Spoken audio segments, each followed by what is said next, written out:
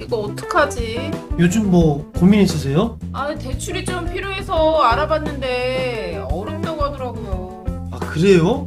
혹시 후순위담보대출 알아봤나요? 후순위 대출이요? 그게 뭐예요? 요즘 유튜브 안 보세요? 대익남이란 친구가 있는데 담보대출에 대해서 정말 알기 쉽게 설명해줘요. 유튜브 대익남이요? 나도 한번 찾아봐야겠네요.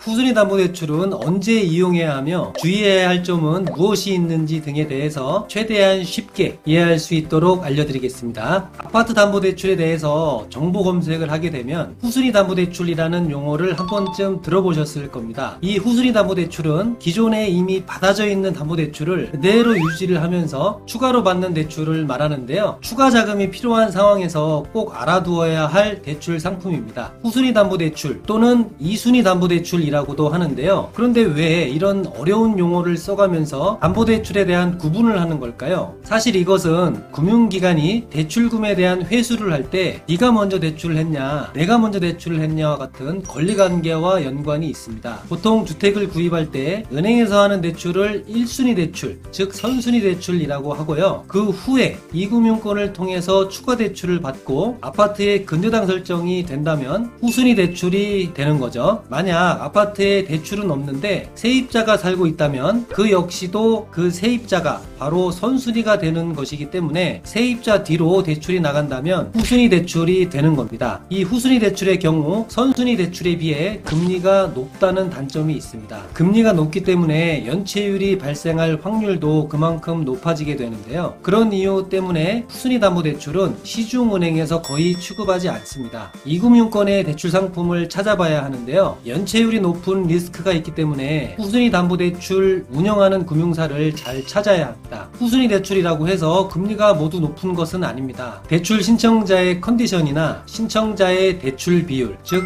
LTV에 따라서 대출 금리가 결정되는데요. LTV 비율이 높아질수록 리스크가 커지기 때문에 적정선에서 대출을 받는 것이 현명한 방법입니다. 예를 들어서 지금 서울의 경우는 투기지역 및 투기 과열지구로 묶여 있는데요. 은행에서 받을 수 있는 대출 한도는 LTV 40% 이하입니다. LTV를 40% 초과해서 대출 한도가 필요할 때 이 후순위 담보대출을 이용할 수가 있는데요. LTV 40%와 LTV 90%의 차이는 상당히 많이 차이가 납니다. 그래서 적정한 선에서 대출을 받는 것이 가장 좋은 방법입니다. 앞에서 설명드렸던 바와 같이 주택 구입 당시에 은행에서 대출을 사용했다면 이 후순위 담보대출을 이용할 수가 있는데요. 기존의 대출을 유지하면서 후순위 담보대출을 이용할 때는 언제인지 꼼꼼하게 짚어드리겠습니다. 우리가 주택을 구입할 때 보통 은행에서 대출을 받게 되는데요. 필요에 따라서 대출 한도를 많이 받아서 기존에 사용하고 있는 신용대출을 갚는다거나 기타 고금리 대출을 갚아서 대출 이자 비용을 낮추는 게 일반적입니다. 하지만 살다 보면 자녀의 학자금, 결혼자금, 병원비나 사업자금, 투자자금 등 상당히 큰 목돈이 필요한 경우가 더러 있는데요. 최근 부동산 대출 규제 강화로 인한 기존 대출에서 한도를 높여 새 대출로 갈아타는 것이 쉽지 않은 상황인데요. 이럴 때일수록 후순위 담보대출이 절실히 필요할 때입니다. 이금융권의 후순위 담보대출 상품을 이용할 경우 기존의 은행 대출 및 선순위 대출을 유지하면서 추가 대출을 받을 수가 있는데요. 차주의 직업에 따라서 많게는 아파트 시세에 LTV 95%까지 한도가 나오는 상품도 있기 때문에 큰 목돈이 필요한 경우에 이런 상품을 잘 이용한다면 사업자금이나 큰 목돈을 마련하는데 어려움이 없을 것 같습니다. 또한 담보대출이라고 하더라도 개인의 신용등급에 따라 대출 조건이 불리해질 수도 있기 때문에 평소에 신용관리를 꾸준히 함으로써 추후에 발생할 수 있는 상황에 대비해서 좋은 조건의 대출을 받을 수 있도록 잘 관리를 해야 합니다.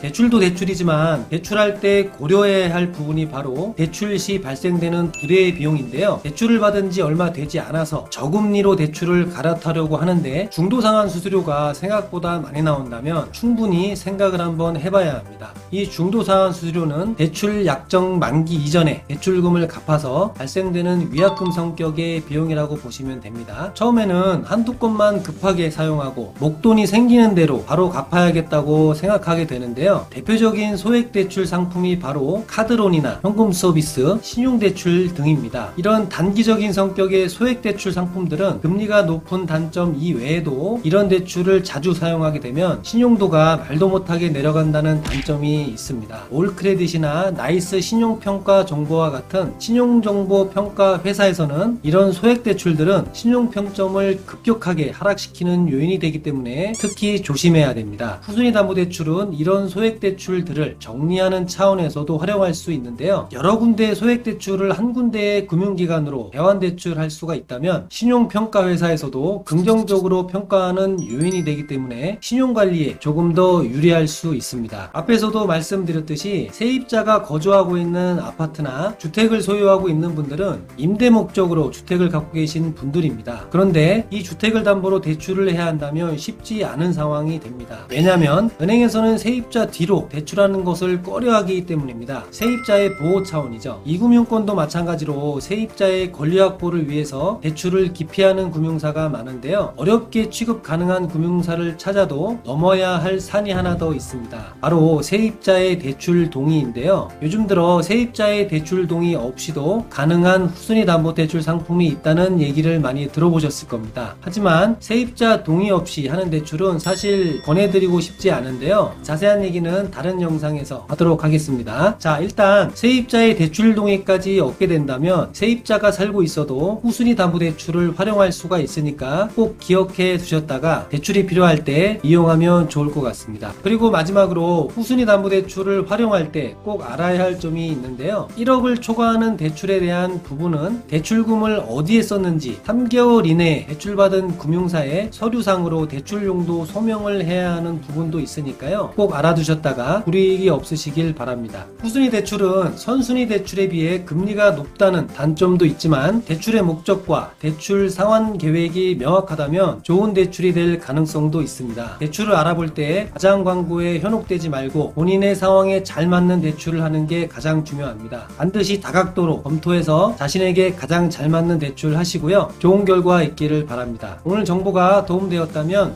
구독과 좋아요 부탁드립니다. 감사합니다.